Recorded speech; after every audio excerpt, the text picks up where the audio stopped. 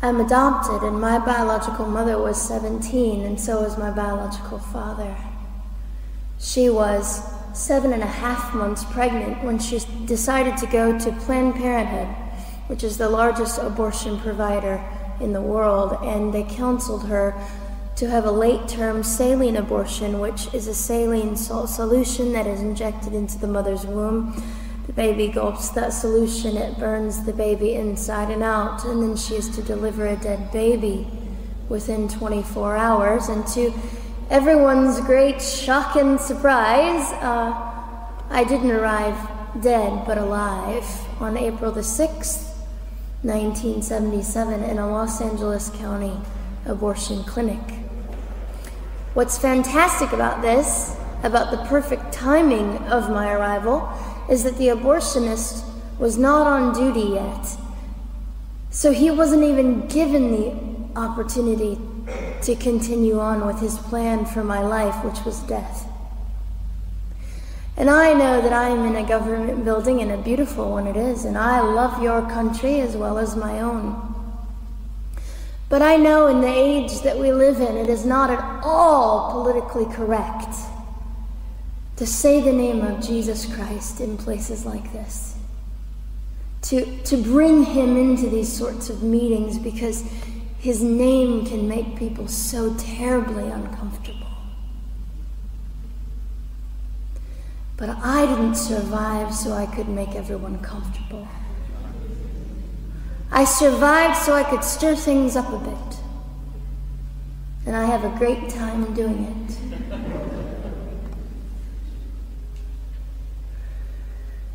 And so I was delivered alive, as I've already said, after 18 hours. I should be blind, I should be burned, I should be dead. And yet I'm not. You know what is fantastic vindication is the fact that the abortionist had to sign my birth certificate. So I know who he is. And it also says, for any skeptic listening, on my medical records, born during saline abortion. Ha! They didn't win. I've done some research on the man that performed the abortion on me. And his clinics are the largest chain of clinics in the United States of America, and they gross $70 million a year. I read a quote from him at some point several years ago, and he said, "I have aborted over 1 million babies, and I consider it my passion." I tell you these things because, listen, ladies and gentlemen,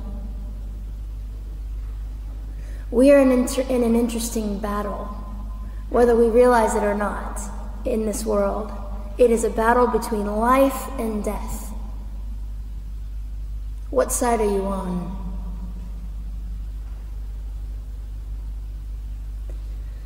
So a nurse called an ambulance and had me transferred to a hospital, which is absolutely miraculous. Generally, the practice at the time, and up until 2002, was, in my country, was to end the life of an abortion survivor by strangulation, suffocation, leaving the baby there to die, or throwing the baby away.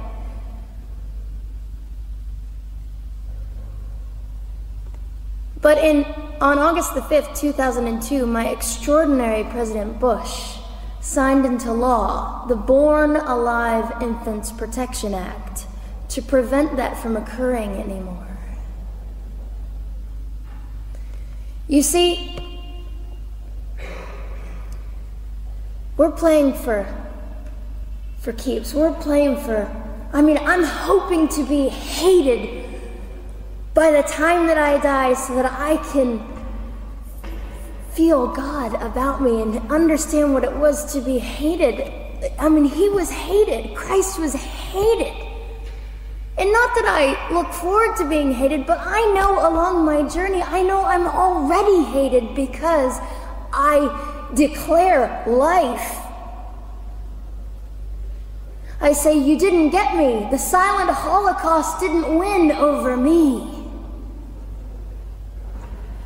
And my mission, ladies and gentlemen, among many things, is this: to infuse humanity into a debate that we have just compartmentalized and set on a shelf and said it is an issue. We have removed our emotions. We are becoming harder. Do you really want that?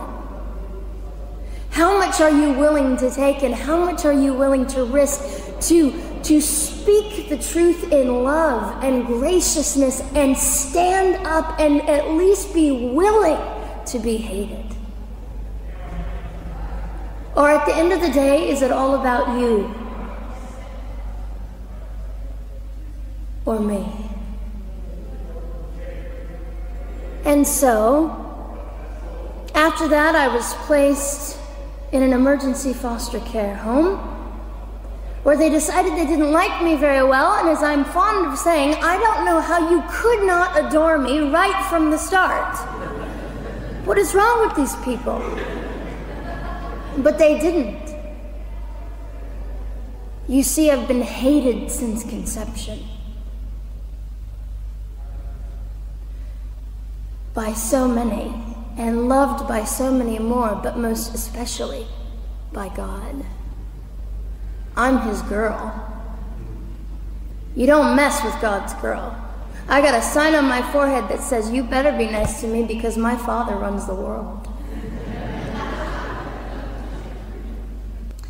So after I was placed in the mean home, I was taken out of the mean home and placed into another home, a beautiful home, Penny's home. And she said by this time I was 17 months old, 32 pounds of dead weight, and diagnosed with what I considered to be the gift of cerebral palsy, which was caused directly by the lack of oxygen to my brain while I was trying to survive. Now I am just compelled to say this. If abortion is merely about women's rights, ladies and gentlemen, then what were mine? There was not a radical feminist standing up and yelling about how my rights were being violated that day. In fact, my life was being snuffed out in the name of women's rights. And ladies and gentlemen, I would not have cerebral palsy had I not survived all of this. So when I hear the appalling, disgusting argument that we should have abortions because the child just might be disabled, oh, the horror that fills my heart. Ladies and gentlemen, there are things that you will only be able to learn by the weakest among us.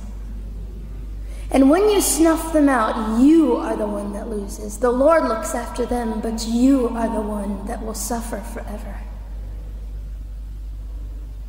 And what arrogance, what absolute arrogance, and it has been an argument for so long in this human place that we live, that the stronger should dominate the weaker, should determine who lives or dies.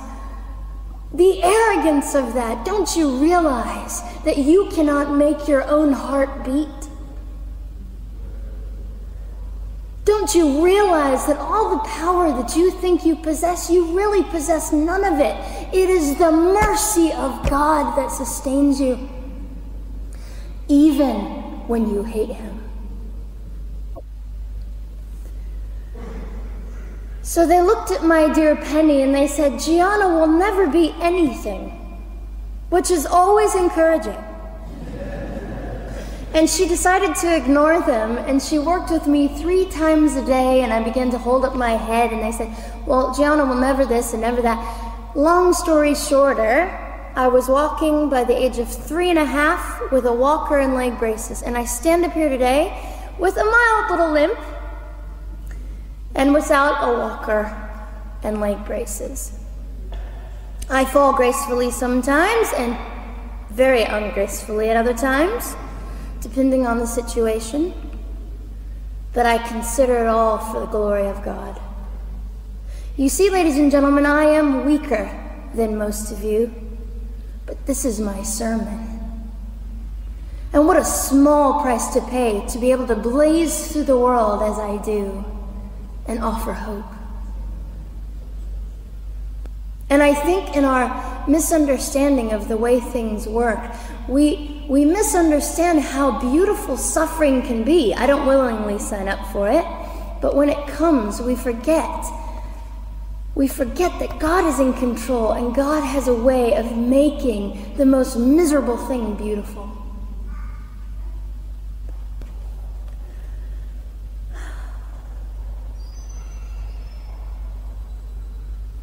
I have met my biological mother. I have forgiven my biological mother. I am a Christian.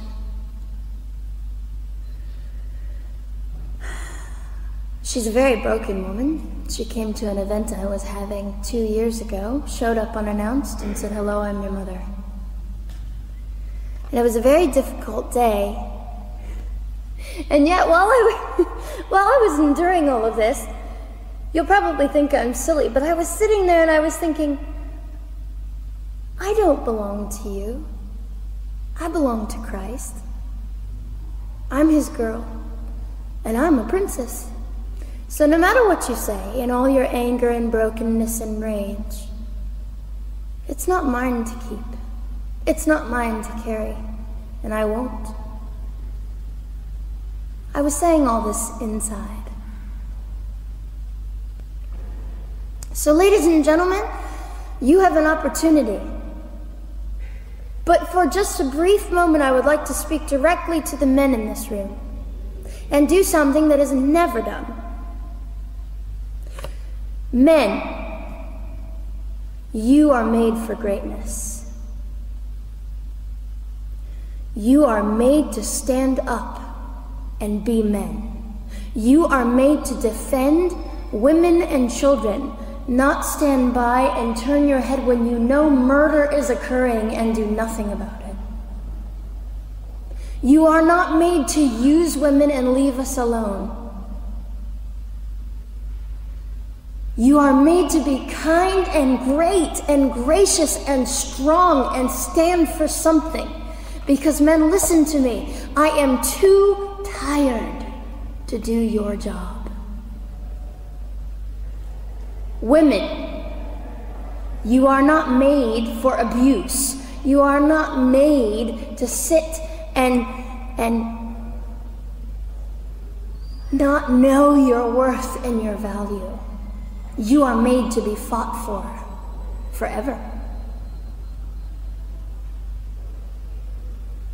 So now is your moment. What sort of people are you going to be? I trust incredible. I trust, men, you will rise to the occasion.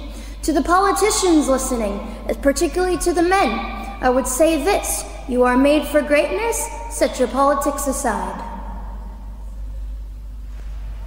You are made to defend what is right and good. This fiery young girl will stand here and say, now's your moment. What sort of man do you want to be? A man obsessed with your own glory, or a man obsessed with the glory of God?